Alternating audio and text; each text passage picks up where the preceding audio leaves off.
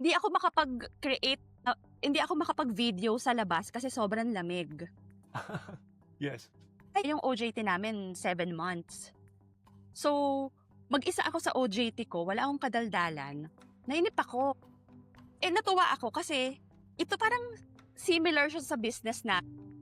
So, natuwa Ah, ako. Vinidyo kong sarili ko para ipakita ko sa parents ko. Ito ang ginagawa ko dito, nagbubuhat ako, yes. ganyan-ganyan. Marunong na ako mag-forklift.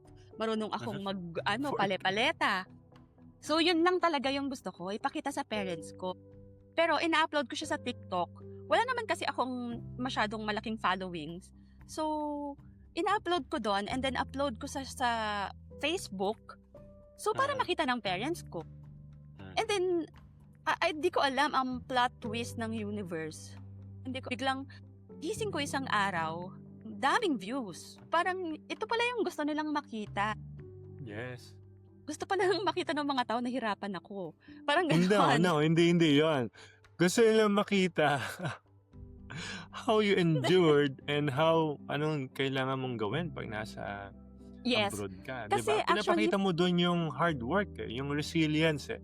Like, and reality. in reality, para kanino ka bumabangon? Natulad dun sa husband mo tsaka sa anak mo. Ginagawa mo Yes. yan para sa kanila, not to please other people.